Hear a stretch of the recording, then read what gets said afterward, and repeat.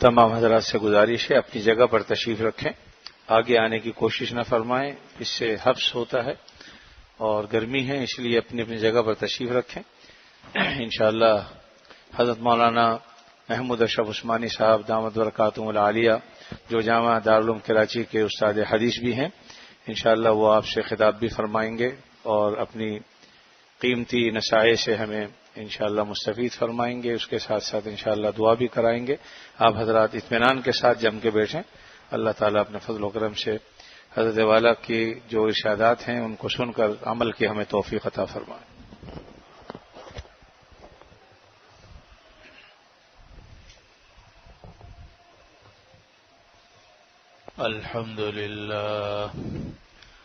الحمد لله نحمده ونستعينه ونستغفره ونؤمن به ونتوكل عليه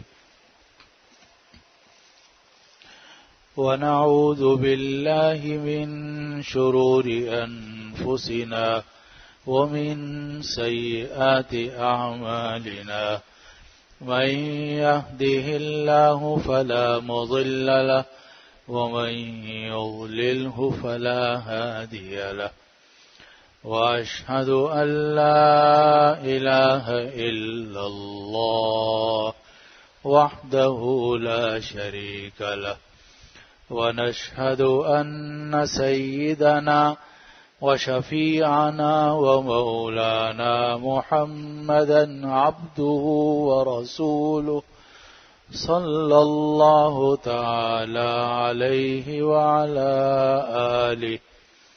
وعلى آله وأصحابه وبارك وسلم تسليما كثيرا كثيرا. أما بعد فأعوذ بالله من الشيطان الرجيم. بسم الله الرحمن الرحيم. شهر رمضان الذي أنزل فيه القرآن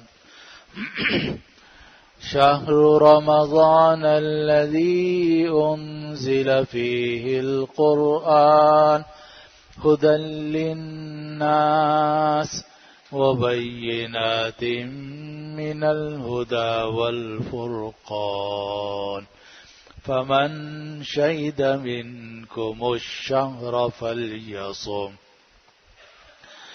آمنت بالله صدق الله العظيم وصدق رسوله النبي الكريم ونحن على ذلك من الشاهدين والشاكرين والحمد لله رب العالمين.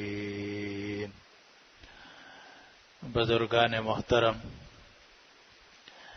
اس وقت میں نے سورہ بقرہ کی اور دوسرے پارے سے یقول کی ایک آیت کا ایک حصہ تلاوت کیا ہے، اور یہ وہ لمبی آیت ہے جس میں اللہ سبحانہ و تعالی نے روزوں کی فرضیت کا ذکر فرمایا ہے کہ ایمان والو، تمہارے اوپر روزے فرض کیے گئے ہیں جیسے تم سے پہلی امتوں پر فرض کیے گئے تھے تاکہ تم متقی بن جاؤ. اور پھر آگے اسی آیت میں اللہ سبحانہ و تعالی نے یہ ٹکڑا ارشاد فرمایا جسے میں نے خطبے میں تلاوت کیا ہے کہ شہر رمضان الذی انزل فیہ القرآن، کہ یہ رمضان کا مہینہ ہے، اس میں قرآن نازل کیا گیا ہے. ہدی للناس، اور یہ جو قرآن ہے یہ لوگوں کے لیے سراپا ہدایت ہے. وبینات من الہدی، اور اس میں کھلی نشانیاں ہیں ہدایت کی، اس قرآن کے اندر کھلی نشانیاں ہیں ہدایت کی. والفرقان، اور اس میں فرقان کی بڑی نشانیاں ہیں. فرقان کا مطلب یہ ہے کہ وہ چیز جو حق اور باطل کو ایک دوسرے سے جدا کر دے، حق اور باطل کو ایک دوسرے سے متفرق کر دے، علیحدہ علیحدہ کر دے. تو اللہ سبحانہ و تعالی نے اس رمضان کے مہینے کے اندر قرآن نازل فرمایا، اور یہ فرمایا کہ ہم نے قرآن اس مہینے میں نازل کیا ہے جو سراپا ہدایت ہے، اور اس میں ہدایت کی کھلی نشانیاں ہیں، اور اس میں حق اور باطل کے درمیان، یہ حق اور باطل کے درمیان تفریق کرنے والی چیز ہے، یعنی فارق بین الحق والباطل ہے۔ قرآن ہمیں بتاتا ہے کہ حق کیا ہے اور باطل کیا ہے۔ تو یہ مہینہ جس کی اللہ سبحانہ و تعالی نے ہمیں سعادت نصیب فرمائی، ہمیں زندگی عطا فرمائی، اور یہ سال ہمیں نصیب فرمایا، پتہ نہیں اگلے سال ہم میں سے اس مسجد میں جو لوگ موجود ہیں کون ہوگا کون نہیں ہوگا، لیکن اللہ سبحانہ و تعالی کا کرم ہے کہ اللہ تعالی نے اس ماہ کا رمضان ہمیں نصیب فرمایا، اور قرآن سننا اور سنانا ہمیں نصیب فرمایا۔ تو یہ مہینہ رمضان کا اور قرآن کا مہینہ ہے، اور یہی دو چیزیں ہیں کہ جن کو اگر ہم اپنے پلے باندھ لیں اور ان دونوں چیزوں سے ہم سبق حاصل کر لیں تو ہماری دنیا بھی درست ہو سکتی ہے اور آخرت بھی درست ہو سکتی ہے۔ رمضان سے تو ہمیں یہ سبق ملتا ہے کہ اگر ہم تھوڑی سی ہمت سے کام لیں تو ہم وہ کام کر سکتے ہیں جو عام دنوں میں ہم کرنے کا سوچ بھی نہیں سکتے تھے۔ ہمارا آپ کا مشاہدہ ہے کہ جب یہ مئی اور جون کے روزے آ رہے تھے تو ہر شخص جو ہے وہ کچھ پریشان تھا، چاہے پریشانی کا اظہار کرے یا نہ کرے، لیکن دل میں تو سوچ رہا تھا کہ بھئی کیسے ہوگا، اور یہ 15 گھنٹے اور 16 گھنٹے کے روزے کیسے ہوں گے۔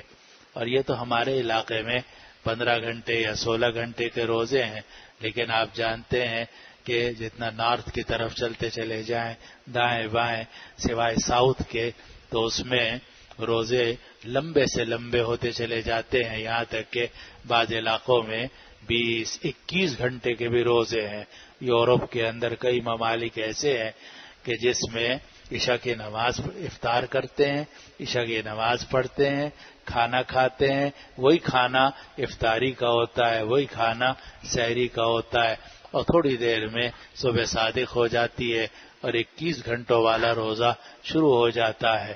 عام دنوں میں آدمی اس کا کوئی تصور بھی نہیں کر سکتا کہ مئی جون کی سخت گرمیوں میں، خاص طور پر ہمارے علاقوں میں جو گرم علاقے ہیں، آدمی بغیر پانی کے 15-16 گھنٹہ گزار سکتا ہے۔ لیکن ہم نے تھوڑی سی ہمت کی تو اللہ سبحانہ و تعالی نے ہمیں دکھا دیا کہ اگر تھوڑی سی تم ہمت کرو تو مشکل سے مشکل کام تمہارے لیے آسان ہے۔ اور یہ ہمارے بڑا مسئلہ ہے کم ہمتی کا۔ ہمارے حضرت تھانوی رحمۃ اللہ علیہ کثرت سے فرماتے تھے کہ یہ دو بڑی خرابیاں ہیں، ایک بے فکری اور دوسرا بے ہمتی۔ بے فکری کہ آدمی کو کچھ سوچ ہی نہ ہو، سوچتا ہی نہ ہو، بس جانوروں کی طرح کھا رہا ہے، ہگ رہا ہے، موت رہا ہے اور زندگی گزار رہا ہے، نہ یہ پتا کہ کہاں سے آیا، نہ یہ پتا کہ آگے کہاں جانا ہے۔ تو یہ بے فکری کی زندگی ہے جس سے انسان کی دنیا بھی خراب ہوتی ہے، آخرت بھی خراب ہوتی ہے۔ دوسری چیز جس پر حضرت زور دیتے تھے وہ ہے بے ہمتی، کہ ہم لوگ ہمت نہیں کرتے، لیکن اگر انسان تھوڑی سی ہمت سے کام لے تو اللہ تعالیٰ کی بڑی مدد آتی ہے۔ چنانچہ الحمدللہ آج 26 روزے ہمارے پورے ہو گئے، کتنا اللہ تعالیٰ کا شکر ہے۔ میں بھی دل کا مریض ہوں، اللہ تعالیٰ نے مجھے بھی روزے رکھنے کی توفیق عطا فرمائی، آپ حضرات کو بھی روزے رکھنے کی توفیق عطا فرمائی۔ جتنی عمر بڑھتی چلی جاتی ہے طرح طرح کے امراض میں انسان مبتلا ہو جاتا ہے، مریض ہوتے ہیں، لیکن اللہ سبحانہ و تعالی ایسی ہمت عطا فرما دیتے ہیں کہ 15-16 گھنٹے کا روزہ ہمارے لیے آسان ہو جاتا ہے۔ ہمارے ایک بزرگ تھے حضرت مولانا صاحبان محمود صاحب رحمۃ اللہ علیہ، اور آپ میں سے اکثر حضرات وہ ہیں جنہوں نے ان کی خوب زیارت کی ہے اور ان کی لمبی لمبی دعاؤں میں آپ شریک رہے ہیں، اور ان کے بیانات آپ سنتے رہے ہیں. اس مسجد میں انہوں نے بہت دین کی خدمت کی ہے، بہت دین کا پیغام پھیلایا ہے. جتنے یہاں کے سینئر مقتدی ہیں وہ ساری تقریباً ان کو جانتے ہوں گے اور انہوں نے ان کے بیانات سنے ہوں گے. تو حضرت مولانا صاحبان محمود صاحب رحمۃ اللہ علیہ ہمارے استاد تھے. تو وہ ایک مرتبہ فرمانے لگے کہ جتنے جانور ہیں ان سب میں انسان بالکل ممتاز ہے. باقی جو جانور ہیں اگر وہ گرم علاقوں کے ہوں تو ان کو اگر ٹھنڈے علاقوں میں لے جایا جائے تو وہ وہاں زندگی نہیں گزار سکتے، الا یہ کہ مصنوعی فضا ان کے لیے، مصنوعی فضا میں ان کو رکھا جائے. اسی طرح ٹھنڈے علاقے کے جانور ہیں، ان کو اگر گرم علاقوں میں لایا جائے گا تو وہ وہاں کی فضا میں زندہ نہیں رہ سکتے، الا یہ کہ ان کے لیے خصوصی انتظامات کیے جائیں اور مصنوعی فضا قائم کی جائے. لیکن اللہ سبحانہ و تعالی نے انسان کو ایسا عجیب جانور بنایا ہے اور ایسا باہمت جانور بنایا ہے کہ یہ جس علاقے میں چلا جائے، گرم علاقے کا رہنے والا ٹھنڈے علاقے میں چلا جائے، نارتھ کی طرف چلا جائے، اور ٹھنڈے علاقے کے لوگ گرم علاقوں میں آ جائیں. کچھ عرصے، تھوڑے عرصے کے لیے تکلیف ہوگی، پھر آہستہ آہستہ آہستہ آہستہ اس کے ایسے عادی ہو جائیں گے اسی ماحول کے اور اسی نظام کے کہ وہ اسی کا ایک حصہ بن جاتے ہیں. یہاں تک کہ آہستہ آہستہ ان کی شکل بھی تبدیل ہونے لگتی ہے، اور آدمی یورپ میں رہنے والوں کو دیکھتا ہے تو محسوس کرتا ہے کہ شاید یورپ سے آئے ہیں، اصل تو ان کی یہاں ہے لیکن آئے وہاں سے ہیں. تو یہ انسان کو اللہ تعالیٰ نے ایسی عجیب و غریب صلاحیت عطا فرمائی ہے کہ یہ اگر ہمت سے کام لے تو بہت کچھ کر سکتا ہے. ہم بھوکے اور پیاسے نہیں رہ سکتے تھے، چائے کے ہم عادی، کہ کوئی سگریٹ کا عادی، کوئی نسوار کا عادی، کوئی گٹکے کا عادی، پتہ نہیں کیا کیا مصیبتیں ہم لوگوں نے اپنے ذمے پال رکھی ہیں اور ڈال رکھی ہیں. لیکن یہ ساری مصیبتیں اس ماہ رمضان میں اللہ تعالیٰ نے دور فرما دی. کم از کم 16 گھنٹے کے لیے ہم ان سب مصیبتوں سے بچ گئے. وہ چیزیں جن کے بارے میں ہم یہ سمجھتے تھے کہ ہم ان کے بغیر چند گھنٹے نہیں گزار سکتے، الحمدللہ پورا کا پورا دن گزارتے رہے اور الحمدللہ زندہ ہیں، صحیح سلامت ہیں. بلکہ عام دنوں میں صحت اتنی اچھی نہیں رہتی جتنا کہ رمضان المبارک میں آدمی کی صحت اچھی رہتی ہے. اور اگر دیکھا جائے تو جتنی بیماریاں پیدا ہوتی ہیں وہ کھانے سے پیدا ہوتی ہیں، نہ کھانے سے کوئی بیماری پیدا نہیں ہوتی. ڈاکٹر صاحبان بیٹھے ہوئے ہیں یہاں، جتنی بیماریاں ہیں وہ کھانے سے پیدا ہوتی ہیں، نہ کھانے سے کوئی بیماری پیدا نہیں ہوتی سوائے ایک کے، وہ ہے کمزوری. تو کمزوری تو آپ کھا لو، آدھے گھنٹے میں پھر ٹھیک ہو جاؤ گے. لیکن جتنی بیماریاں پیدا ہوتی ہیں، جو جس بیماریوں میں ہم مبتلا ہیں، بلڈ پریشر ہے، دل کی تکلیف ہے، شوگر ہے، ان سب کی بنیاد جو ہے وہ زیادہ کھانا ہے. اور اللہ سبحانہ و تعالی اس ماہ مبارک میں ہمیں آرام دینا چاہتے ہیں، ہمارے جسم کو بھی، ہماری روح کو بھی. تو اللہ سبحانہ و تعالی ہمارے کھانے پر پابندی لگا دیتے ہیں. اندر کا پورا سسٹم جو مسلسل دھڑا دھڑ کام کر رہا تھا اس کو ان دنوں میں آرام مل جاتا ہے. جگر ہے اور اندر کا پورا نظام ہے، 16 گھنٹے وہ بھی پرسکون رہتا ہے، ورنہ ہر وقت ہم منہ میں کچھ نہ کچھ ڈالتے ہی رہتے ہیں. اندر کے سارا سسٹم کو مسلسل کام کرنا پڑتا ہے. تو یہ تو جسمانی فائدہ ہے، اور روح کا فائدہ یہ ہے کہ ہمیں صبر کی عادت پڑتی ہے. اور یہ صبر ایک ایسی چیز ہے کہ جس کا ثواب بے اندازہ ہے.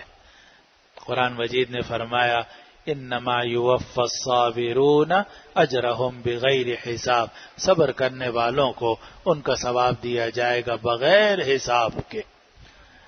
آپ نماز پڑھتے ہیں، روزہ رکھتے ہیں، زکوٰۃ دیتے ہیں، حج کرتے ہیں، تبلیغ کرتے ہیں، جہاد کرتے ہیں، اتنا کروڑ، اتنا لاکھ گنا ثواب، فلاں چیز کا ثواب. لیکن ایک عبادت ایسی ہے جس کا ثواب بے حساب ہے، کوئی حساب ہی اس کا نہیں ہو سکتا، اور وہ کیا ہے؟ صبر کی عبادت. اس لیے قرآن نے فرمایا انما یوفی الصابرون اجرہم بغیر حساب.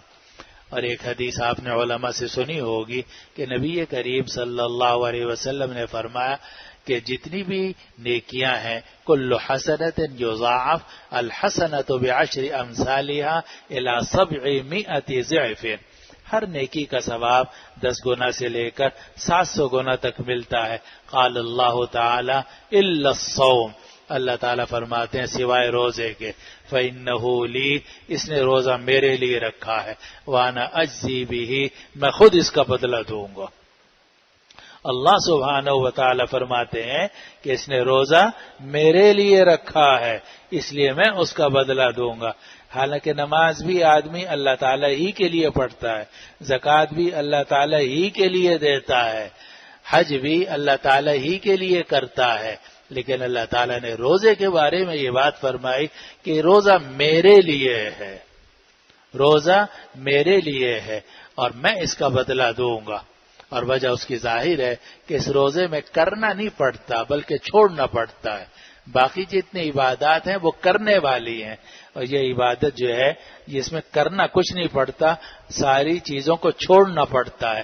کھانے کی چیزیں، پینے کی چیزیں، شہوت کی چیزیں، اور اسی سے انسان تقویٰ کے اعلی مقام تک پہنچ جاتا ہے، جس کو قرآن نے فرمایا ان اکرمکم عند اللہ اتقاکم، تم میں سب سے زیادہ عزت والا اللہ کے ہاں وہ ہے جو متقی ہو.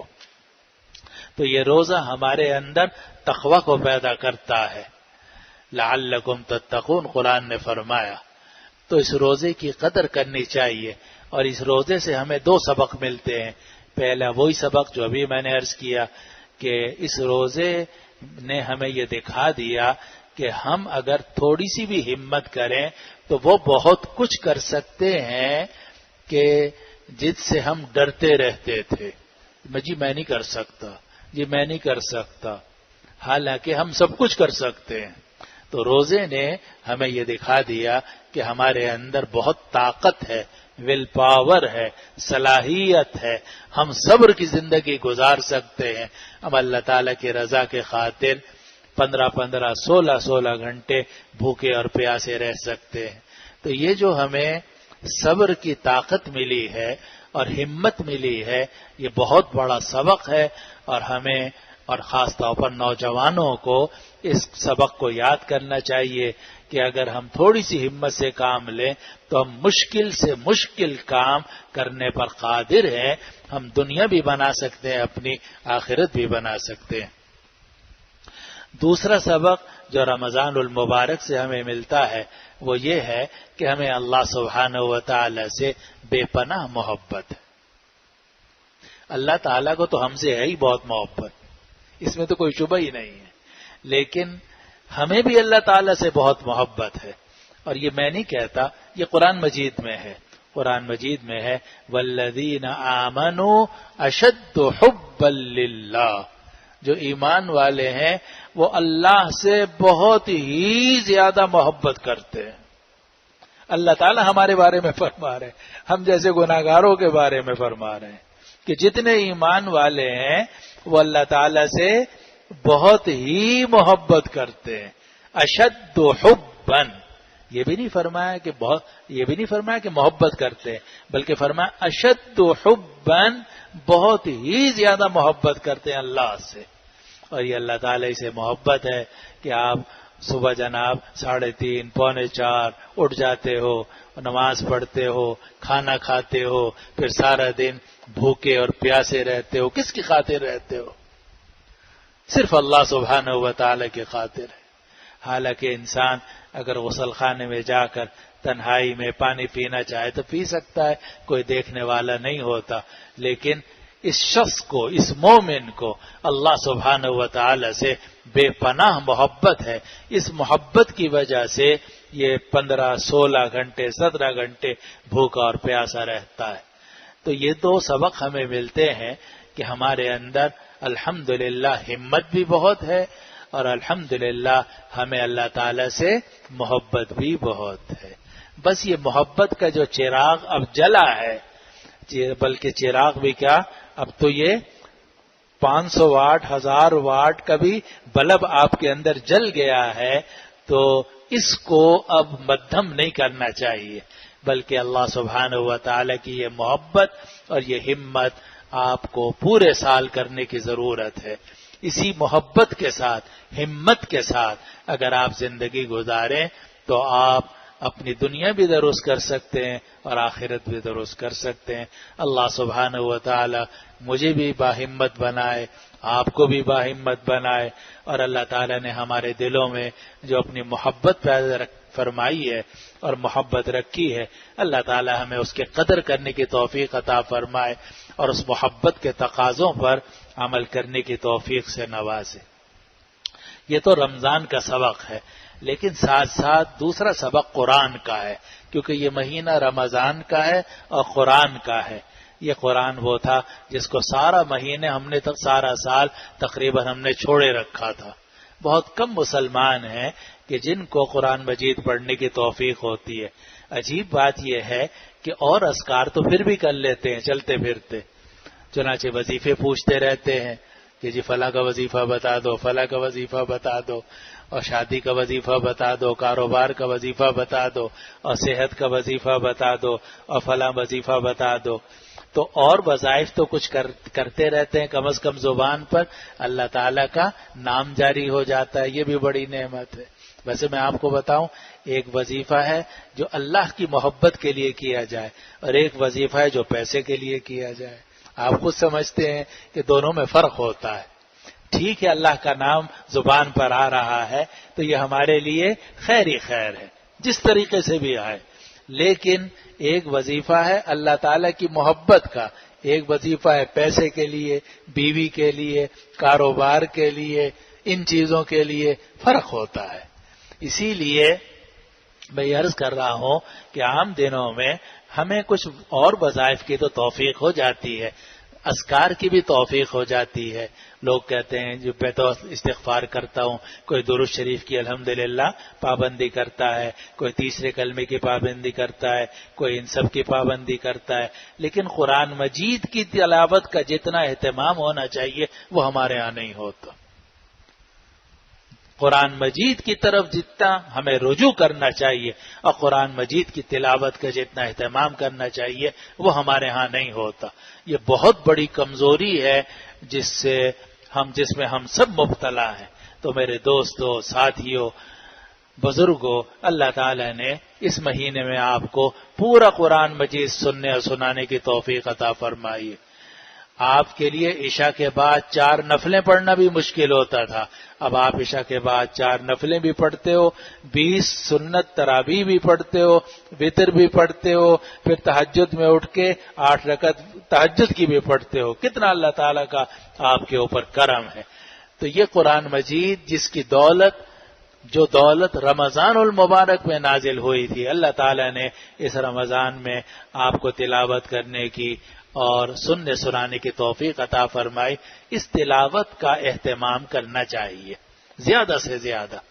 ہمارے ہاں یہ رواج کم ہے، لیکن عرب دنیا میں اگر آپ جائیں تو وہاں صورتحال اس ہمارے مقابلے میں بہتر ہے۔ تلاوت قرآن کے معاملے میں وہ ہم سے بہتر ہیں۔ چنانچہ وہاں جب نوجوان یا عام مسلمان مسجد میں آتے ہیں تو آتے ہی سب سے پہلے 2 رکعت تحیۃ المسجد پڑھتے ہیں۔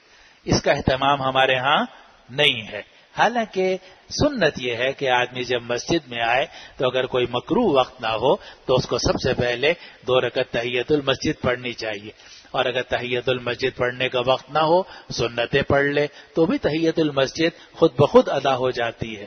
لیکن آ کے بیٹھ گئے اور اپنا ادھر دیکھ رہے ہیں، ادھر دیکھ رہے ہیں، سلام دعا شروع کر دی، مصافحہ شروع کر دیا، حالانکہ یہ طریقہ سنت سے ہٹا ہوا ہے۔ آپ کو چاہیے کہ جب مسجد میں آئیں سب سے پہلے نماز پڑھیں، اگر تحیۃ المسجد کا وقت ہے وہ پڑھ لیں، سنتوں کے لیے ضرورت ہے سنتیں پڑھ لیں، اور پھر اس کے بعد عرب جو ہیں وہ 2 رکعت تحیۃ المسجد پڑھتے ہیں، پھر قرآن مجید اٹھاتے ہیں اور اپنا تلاوت شروع کر دیتے ہیں۔ جو بات کرنی ہوگی مسجد کے باہر جا کر کریں گے، بیٹھ جاتے ہیں تلاوت کرتے ہیں۔ ہمارے ہاں اس کا اہتمام کم ہے۔ ہم دیکھتے ہیں کہ نماز میں ابھی 7 منٹ باقی ہیں، صفحے کی صفحے خالی بیٹھی ہوئی ہیں۔ بھئی اگر یا تو تلاوت کرو، سب سے اچھا تو یہ ہے کہ قرآن مجید اٹھا لو، تلاوت کرو، 7 منٹ میں 1 پاؤ آرام سے ہو سکتا ہے۔ 5 منٹ میں ایک پاؤ ہو جاتا ہے، 20 منٹ میں پورا سپارہ ہو جاتا ہے۔ تو خالی بیٹھنے کے بجائے آدمی کو قرآن مجید کی تلاوت کرنی چاہیے، اور تلاوت نہ بھی کرے تو کم از کم اللہ کا ذکر ہی کر لے۔ اگر قرآن مجید دور ہے، اٹھانا مشکل ہے، چلو اللہ کا ذکر ہی کر لے۔ تو یہ جو ہم آ کر مسجد میں ایسے ہی بیٹھ جاتے ہیں اور ہاتھ ملانا شروع کر دیتے ہیں، سلام دعا کرنا شروع کر دیتے ہیں، اس کا کوئی فائدہ نہیں ہے۔ صحیح طریقہ وہ ہے جو میں عرض کر رہا ہوں کہ تحیۃ المسجد ادا کیا جائے، پھر اس کے بعد بیٹھ کر اگر سنتیں پڑھنی ہے پڑھ لیں، پھر اس کے بعد جو بھی وقت ہے اس میں بیٹھ کر آپ تلاوت زیادہ سے زیادہ کریں۔ اور یہ تلاوت عجیب و غریب ہے۔ لوگ یہ سمجھتے ہیں کہ شاید تلاوت کا ثواب نہیں ہوتا۔ بعض لوگ کہتے ہیں جی طوطے کی طرح رٹے رٹائے کلمات پڑھنے سے کیا فائدہ ہے، سمجھ تو آ نہیں رہا۔ تو اصل تو قرآن مجید کو سمجھنا چاہیے۔ تو سمجھنے کا مسئلہ تو میں بعد میں ذکر کرنے والا ہوں، فی الحال میں تلاوت کی بات کر رہا ہوں۔ تو ہمارے ایک استاد تھے شیخ الحدیث حضرت مولانا محمد ادریس صاحب کاندیلوی قدس اللہ سرہ، بڑے مشہور بزرگ تھے، جامع اشرفیہ لاہور میں بڑی کتابیں ہیں، ان کی تفسیر بھی ہے۔ تو وہ بڑی پیاری بات فرماتے تھے کہ قرآن مجید سمجھ کر پڑھو تو بھی ثواب ہے، بغیر سمجھے پڑھو تو بھی ثواب ہے۔ اور پھر فرمایا کہ خمیرہ گاؤ زبان ہے جو طاقت کے لیے ہے، اگر حکیم کھائے گا اس کو بھی فائدہ ہوگا اور جاہل کھائے گا اس کو بھی فائدہ ہوگا۔ حکیم کو پتا ہے کہ اس خمیرہ گاؤ زبان کے اندر کیا کیا اجزاء ہیں، اور جو عام آدمی ہے اس بیچارے کو کچھ پتا نہیں ہے، لیکن خمیرہ گاؤ زبان نے تو اثر کرنا ہی کرنا ہے، جتنا کرنا ہے تو وہ تو اثر کرے گا، چاہے آپ کو اس کے اجزاء معلوم ہو یا نہ ہو۔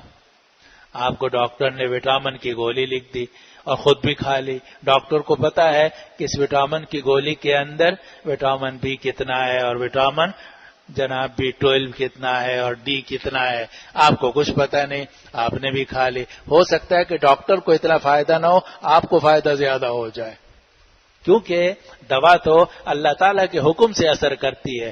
اس کے لیے یہ کوئی ضروری نہیں ہے کہ آپ کو یہ بھی پتا ہو کہ اس کے اندر اجزاء کیا ہیں۔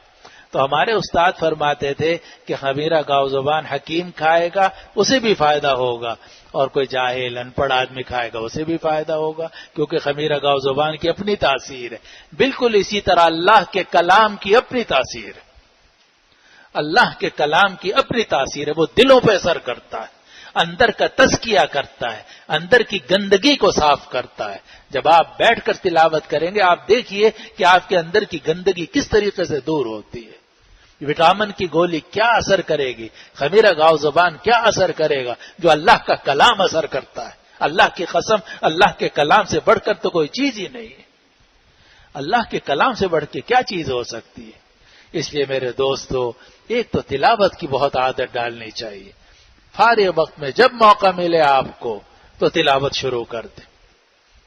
دوسری چیز ہے قرآن مجید کو سمجھنا، یہ بھی بہت ضروری ہے کہ انسان زیادہ وقت تو تلاوت میں گزارے، لیکن کچھ وقت جو ہے وہ قرآن مجید کو سمجھنے کے اندر صرف کرے۔ آپ نے طے کر لیا صبح کا آدھا گھنٹہ یا شام کا آدھا گھنٹہ میں کسی تفسیر کا مطالعہ کروں گا، مستند تفسیر، اس کا مطالعہ کروں گا تاکہ مجھے پتہ چلے کہ قرآن مجید کے اندر کیا لکھا ہوا ہے، اللہ سبحانہ و تعالی نے ہم سے کیا فرمایا ہے۔ ایسا نہ ہو کہ ہمارے دلوں کے اوپر قفل پڑے ہوئے ہوں۔ اللہ تعالیٰ نے قرآن مجید میں سورۃ النساء میں فرمایا افلا یتدبرون القرآن، یہ لوگ قرآن مجید میں کیوں غور و فکر نہیں کرتے، ام علی قلوب اقفالها، کیا دلوں پر تالے پڑے ہوئے ہیں۔ یہ لوگ قرآن مجید کے اندر کیوں غور و فکر نہیں کرتے، کیا دلوں پر تالے پڑے ہوئے ہیں۔ اگر کوئی آدمی سب کچھ پڑھ رہا ہے، نیٹ پہ بھی پڑھ رہا ہے، اپنے اسکول کالج کی کتاب بھی پڑھ رہا ہے، مدرسے کی کتاب بھی پڑھ رہا ہے، اور طرح طرح کے چیزیں پڑھ رہا ہے، اخبار پڑھ رہا ہے، رسالے پڑھ رہا ہے، نہیں پڑھ رہا تو قرآن نہیں پڑھ رہا، کیا مصیبت ہے۔ کیا دلوں پر قفل پڑے ہوئے ہیں؟ قرآن کہتا ہے یہ لوگ قرآن مجید کے اندر کیوں غور نہیں کرتے، کیا ان کے دلوں پر قفل پڑے ہوئے ہیں؟ اور ایک بہت سخت آیت ہے جو سورۃ الفرقان میں 19ویں پارے میں آئی ہے کہ رسول اللہ صلی اللہ علیہ وسلم اللہ تعالی سے شکایت کریں گے. اور قرآن مجید کی آیت یہ ہے کہ وقال الرسول یا رب ان قوم اتخذوا هذا القرآن مہجورا. رسول کہیں گے کہ اے پروردگار میری اس قوم نے قرآن مجید کو چھوڑ دیا تھا. رسول وقال الرسول یا رب ان قوم اتخذوا هذا القرآن مہجورا. رسول کہیں گے اے پروردگار میری اس قوم نے قرآن مجید کو چھوڑ دیا تھا. اور ہمارے حضرت مفتی شفیع صاحب قدس اللہ سرہ کے استاد تھے شیخ الہند حضرت مولانا محمود الحسن صاحب قدس اللہ سرہ. وہ فرماتے تھے کہ مسلمانوں کی تباہی کی 2 وجہ ہیں. نمبر 1 قرآن کو چھوڑنا، نمبر 2 آپس کے لڑائی جھگڑے اور آپس کے اختلافات. اور پھر فرماتے تھے کہ آپس کے اختلافات بھی اس لیے زیادہ پیدا ہوتے ہیں کہ انہوں نے قرآن کو چھوڑا ہوا ہے، کیونکہ قرآن سب کو جمع کر لیتا ہے. قرآن سب کو جمع کرتا ہے. پوری دنیا میں قرآن ایک ہے. جس مسجد میں آپ چلے جائیں گے قرآن یہی ملے گا آپ کو. وہاں بھی وہی پڑھ رہا ہے، یہاں بھی یہی پڑھ رہا ہے. کوئی شافعی ہے، کوئی حنبلی ہے، کوئی مالکی ہے، کوئی فلاں ہے، کوئی فلاں ہے، لیکن قرآن ایک ہے. اللہ ایک ہے، قرآن ایک ہے. رسول اللہ صلی اللہ علیہ وسلم نبی آخر الزماں ایک ہے، اور آخر الزماں نبی آخر الزماں ہے. یہی وہ چیزیں ہیں جن پر ہم جمع ہو سکتے ہیں. تو قرآن ایک ایسی چیز ہے کہ جس پر ہم سب کا جمع ہونا بآسانی ممکن ہے. اس لیے کچھ وقت تلاوت میں لگانا چاہیے، بلکہ بہت سارا وقت تلاوت میں لگانا چاہیے، اور کچھ وقت جو ہے قرآن مجید کے غور کرنے میں سمجھنے میں لگانا چاہیے. اس کا مستند ترجمہ آپ لیں، اس کو سوچیں اور سمجھیں. اور قرآن مجید نے ایک جگہ میں فرمایا وَلَقَدْ يَسَّرْنَا الْقُرْآنَ لِلذِّكْرِ فَهَلْ مِن مُدَّكِرٍ. ہم نے قرآن کو نصیحت کرنے کے لیے بہت آسان کیا ہے کوئی نصیحت حاصل کرنے والا؟ فَهَلْ مِن مُدَّكِرٍ، ہے کوئی نصیحت حاصل کرنے والا؟ قرآن نے کہا ہے. سورۃ القمر کے اندر 4-5 مرتبہ اللہ تعالیٰ نے فرمایا ہے جملہ، ایک ہی آیت ہے وَلَقَدْ يَسَّرْنَا الْقُرْآنَ لِلذِّكْرِ. ہم نے قرآن مجید نصیحت کے لیے آسان کیا ہے. فَهَلْ مِن مُدَّكِرٍ، ہے کوئی نصیحت حاصل کرنے والا؟ قرآن کہتا ہے نصیحت حاصل کرو اس قرآن سے. تو ہمیں چاہیے کہ ہم قرآن مجید سے نصیحت حاصل کریں. لیکن ایک بات میں عرض کر دوں، قرآن مجید سے نصیحت حاصل کرنا تو بہت آسان. جو بھی قرآن مجید پڑھے گا تو وہ اس پر حقائق کھلتے چلے جائیں گے. لیکن نصیحت تو آسان ہے، استنباط آسان نہیں ہے. یعنی اس سے مسائل کا استنباط کرنا یہ آسان نہیں ہے. قرآن مجید میں دوسری جگہ میں ہے فَاسْأَلُوا أَهْلَ الذِّكْرِ إِن كُنتُمْ لَا تَعْلَمُونَ، اور ایک اور جگہ میں ہے لَعَلِمَهُ الَّذِينَ يَسْتَنبِطُونَهُ مِنْهُمْ.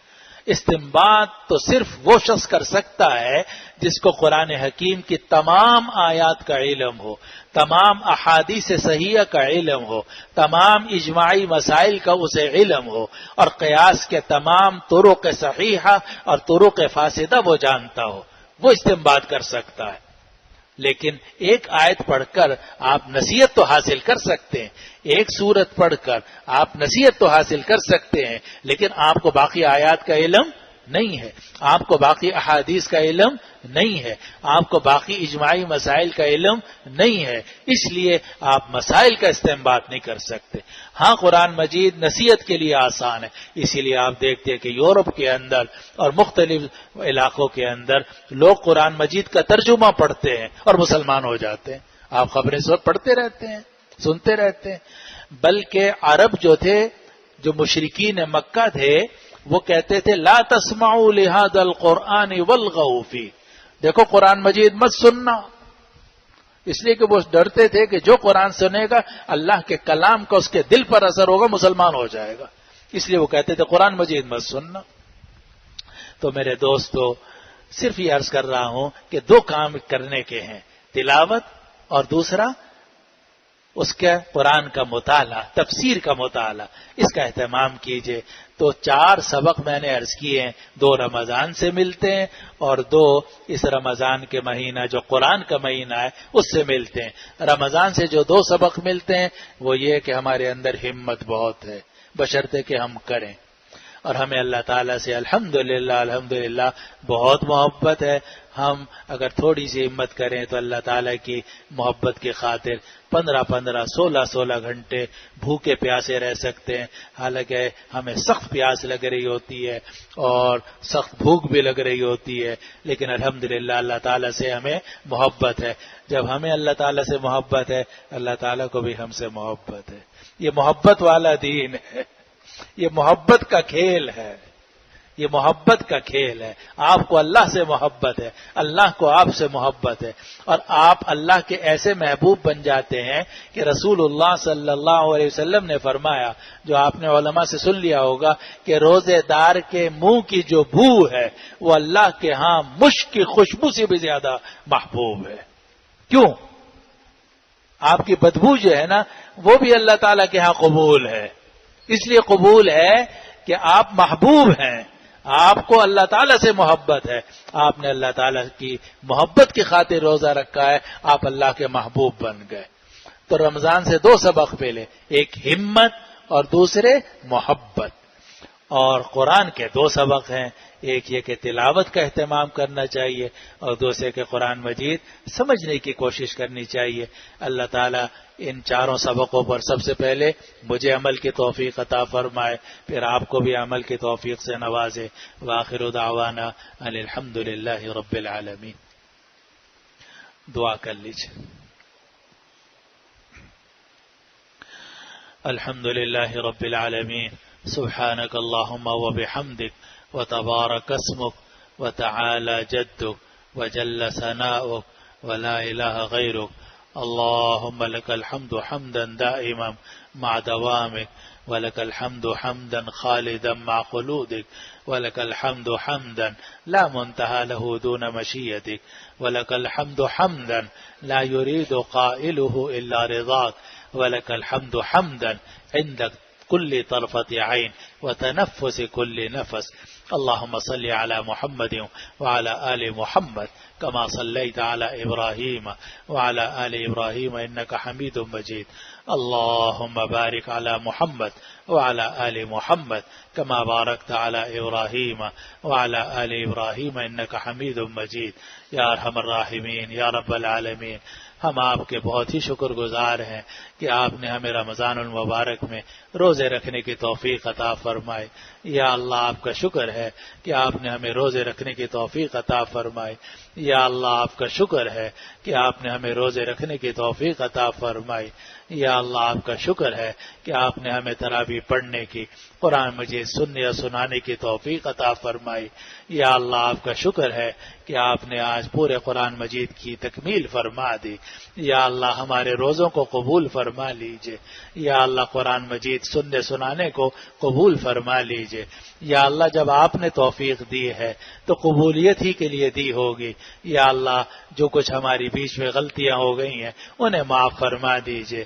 یا اللہ ہم گندے لوگ ہیں، ہماری گندگی کو معاف فرما دیجئے، مگر جن روزوں کی آپ نے ہمیں توفیق عطا فرمائی ہے اور جن تراویح کی آپ نے توفیق عطا فرمائی ہے اور جس قرآن مجید سننے سنانے کی توفیق عطا فرمائی، یا اللہ اسے قبول فرما لیجئے۔ ہماری روح کو منور فرما دیجئے، ہمارے جسموں کو منور فرما دیجئے، ہماری آنکھوں کو منور فرما دیجئے، ہمارے دلوں کو منور فرما دیجئے۔ ربنا اتمم لنا نورنا، ربنا اتمم لنا نورنا، ربنا اتمم لنا نورنا واغفر لنا انك على كل شيء قدير۔ یا اللہ اس ماہ مبارک کی برکت سے، اس قرآن حکیم کی برکت سے، اور یا اللہ عشر اخیرہ کی برکت سے، اور ہو سکتا ہے کہ شب قدر ہو، یا اللہ اس شب قدر کی برکت سے یا اللہ ہمارے تمام چھوٹے بڑے گناہوں کو معاف فرما دیجئے۔ یا اللہ ہمیں سچی توبہ کی توفیق عطا فرمائیے۔ یا اللہ ہمیں سچی توبہ کی توفیق عطا فرمائیے۔ یا اللہ پچھلے گناہوں پہ شرمندگی ہمیں نصیب فرمائیے، شرمندگی کے ساتھ توبہ کی توفیق عطا فرمائیے۔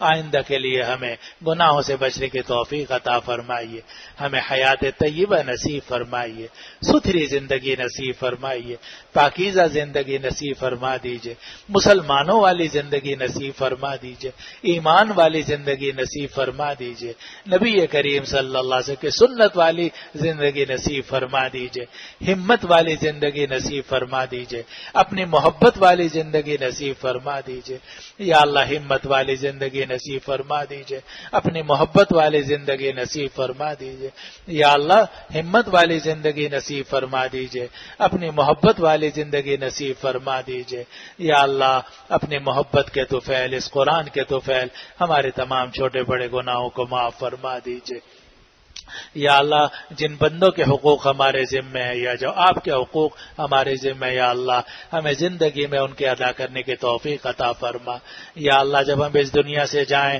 قبر میں جائیں، تو یا اللہ قبر میں جانے سے پہلے سب کا حساب ہم نے صاف کر دیا ہو، یا اللہ سب کے حقوق ہم نے ادا کر دیے ہو، یا اللہ ہمارا دامن صاف ہو، ہمارا دامن صاف ہو، یا اللہ ہمیں صاف دامن کے ساتھ اپنے پاس بولا، یا اللہ ہمیں گناہوں سے پاک صاف کر کے اپنے پاس بولا، یا اللہ ہمیں ہماری یہ دنیا بھی اچھی فرما، قبر بھی اچھی فرما، آخرت بھی اچھی فرما، ربنا آتنا فی الدنیا حسنہ وفی الآخرۃ حسنہ وقنا عذاب النار۔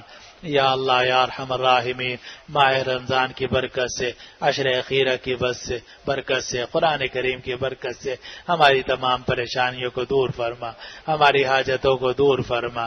اتنے سارے پرچے آئے ہوئے ہیں یا اللہ، پڑھنا بھی مشکل ہے، یا اللہ ہم تو پڑھ بھی نہیں سکتے، اپنی حاجتیں اتنی ہماری حاجتیں ہیں دل میں، یا اللہ ہم بیان بھی نہیں کر سکتے، یا اللہ مگر آپ ہماری حاجتوں کو جاننے والے ہیں، آپ سمیع اور بصیر ہیں، یا اللہ آپ سننے والے ہیں، دیکھنے والے ہیں، آپ جاننے والے ہیں، ہم سب کی تمام جائز حاجتوں کو پورا فرما دیجئے، اپنے فضل سے پورے فرما دیجئے۔ آپ داتا ہیں، آپ دینے والے ہیں، ہم مانگنے والے ہیں، یا اللہ آپ دے دیجئے، یا اللہ دے دیجئے، یا اللہ ہمیں دے دیجئے، اپنے فضل سے ہمیں نواز دیجئے، ہماری تمام حاجتیں پوری فرما دیجئے۔ ہم میں، ہمارے متعلقین میں، احباب میں جو بیمار ہیں انہیں شفا عطا فرما دیجئے، مریضوں کو صحت عطا فرما دیجئے، یا اللہ مریضوں کو صحت عطا فرما دیجئے، یا اللہ جو پریشان حال ہیں ان کی پریشانیاں دور فرما دیجئے، ہماری ظاہری بیماریاں بھی دور فرما دیجئے، نفسیاتی بیماریاں بھی دور فرما دیجئے، روحانی بیماریاں بھی ہماری دور فرما دیجئے، ہمیں تمام امراض سے شفا عطا فرما دیجئے۔ یا اللہ ہم میں جو بے گھر ہیں ان کو گھر عطا فرما، یا اللہ جو بے گھر ہیں ان کو ذاتی گھر عطا فرما، یا اللہ جو بے گھر ہیں انہیں ذاتی گھر عطا فرما، عافیت والا گھر عطا فرما، راحت والا گھر عطا فرما۔ ربنا هب لنا من ازواجنا وذرياتنا قرۃ اعین واجعلنا للمتقین اماما۔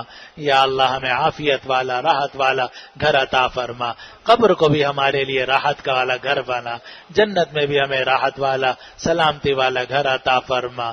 یا اللہ یا ارحم الراحمین، جن کے رشتے نہیں ہوئے انہیں اچھے رشتے عطا فرما، یا اللہ جن کے رشتے نہیں ہوئے انہیں اچھے رشتے عطا فرما، یا اللہ جن گھروں میں ناچاقیاں ہیں، آپس میں الجھنیں ہیں، یا اللہ ان الجھنوں کو، ناچاقیوں کو دور فرما، ہماری بیویوں کو، ہماری اولاد کو، ہمارے شوہروں کو، بیویوں کے لیے شوہروں کو یا اللہ آنکھوں کی ٹھنڈک بنا دے۔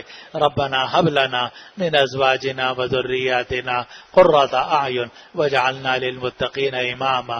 یا اللہ ہمارے ذمے جو قرضے ہیں ان کو دور فرما دیجئے، قرضوں سے نجات عطا فرما، قرضے بڑی مصیبت کی چیز ہیں، یا اللہ اپنے سامنے ہاتھ پھیلانے کی توفیق عطا فرما، مخلوق کے سامنے ہاتھ پھیلانے سے یا اللہ بچا لیجئے، یا اللہ ہمیں بچا لیجئے، مخلوق کے سامنے ہاتھ پھیلانے سے بچا لیجئے، اپنی رحمت سے ہمیں مالا مال فرما دیجئے، قرضوں سے نجات عطا فرما دیجئے۔ یا اللہ ہم میں، ہمارے متعلقین احباب میں جو پریشان ہیں ان کی پریشانیاں دور فرما، جن جن لوگوں نے ہم سے دعا کے لیے کہا ہے یا اللہ اپنے فضل و کرم سے ان کی دعاؤں کو قبول فرما، آپ ان کے دل کی مرادوں کو جاننے والے ہیں، ہمارے دل کی مرادوں کو جاننے والے ہیں. میری بھی بہت ساری حاجتیں ہیں. یہاں جو لوگ ہم ہاتھ پھیلائے ہوئے ہیں ہم سب کی نہ جانے کتنی کتنی حاجتیں ہیں. یا اللہ آپ علام الغیب و شہادہ ہیں, عالم الغیب و شہادہ ہیں, آپ ہر چیز کو جاننے والے ہیں. ہماری تمام حاجتیں پوری فرما دیجئے, اپنے فضل سے پوری فرما دیجئے. آپ وہاب ہیں, دینے والے ہیں. یا اللہ دے دیجئے, اپنے فضل سے دے دیجئے. ہماری زندگی اچھی کر دیجئے, راحت والی عافیت والی زندگی عطا کر دیجئے, محبت والی زندگی عطا فرما دیجئے, ہمت والی زندگی عطا فرما دیجئے. قرآن کی تلاوت کی توفیق عطا فرما دیجئے, قرآن کو سمجھنے کی توفیق عطا فرما دیجئے. ربنا ظلمنا انفسنا وان لم تغفر لنا وترحمنا لنكونن من الخاسرين. اللهم إنا نسألك تمام العافية ونسألك دوام العافية ونسألك الشكر على العافية ونسألك الغنى عن الناس. اللهم إنا نسألك من خير ما سألك منه نبيك سيدنا محمد صلى الله عليه وسلم ونعوذ بك من شر ما استعاذ منه عبدك ونبيك سيدنا محمد صلى الله عليه وسلم. یا اللہ ہمارا خاتمہ ایمان پر فرما, راحت والی زندگی عطا فرما, راحت والی ایمان والی موت عطا فرما. یا اللہ دنیا بھی اچھی فرما, قبر بھی اچھی فرما, آخرت بھی اچھی فرما. یا اللہ مسلمان ممالک میں پھوٹ پڑی ہوئی ہے. یا اللہ مسلمان ممالک تباہ ہو رہے ہیں. شام تباہ ہو گیا, عراق تباہ ہو گیا, لیبیا تباہ ہو گیا. یا اللہ اب یہ خلیج کی ریاستوں کو یہ کافر طاقتیں تباہ کرنا چاہتی ہیں اور خلیج کی ریاستوں کو لڑانا چاہتی ہیں. یا اللہ ہم مسلمانوں کو لڑنے سے بچا لیجئے. یا اللہ ہم سب کو متحد فرما دیجئے طاغوتی قوتوں کے خلاف, کافر طاقتوں کے خلاف. ہمیں بھائی بھائی بنا دیجئے. یا اللہ ہمیں بھائی بھائی بنا دیجئے. اللہم الف بین قلوبنا واصلح ذات بیننا واہدنا سبل السلام ونجنا من الظلمات الى النور وجنبنا الفواحش ما ظہر منها وما بطن. یا اللہ ہم سب کو نیک بنا اور ایک بنا, ہم سب کو نیک بنا اور ایک بنا. یا اللہ مسلمانوں میں محبت پیدا فرما, آپس میں محبت پیدا فرما. چھوٹی چھوٹی باتوں پہ جو ہم لڑتے اور جھگڑتے ہیں یا اللہ یہ دماغ ہمارے دماغوں سے ان چھوٹی باتوں کو نکال دیجئے. ہمیں اپنی محبت پر جمع فرما دیجئے, حق پر ہمیں جمع فرما دیجئے. اللہم اجمع کلمتنا علی الحق.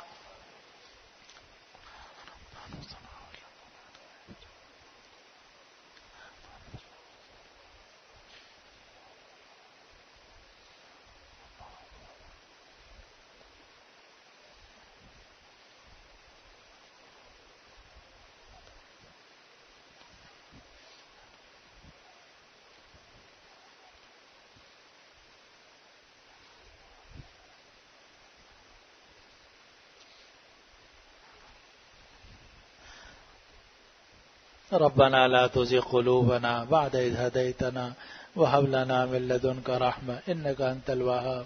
رب اغفر وارحم وأنت خير الراحمين. رب اغفر وارحم وأنت خير الراحمين. رب اغفر وارحم وأنت خير الراحمين. اللهم لك الحمد أولا وآخرا وظاهرا وباطنا. سبحان ربك رب العزة عما يصفون وسلام على المرسلين والحمد لله رب العالمين. وصلى الله وسلم وبارك على حبيبنا وسيدنا وشفيعنا ومولانا محمد وعلى آله وأصحابه أجمعين برحمتك يا أرحم الراحمين.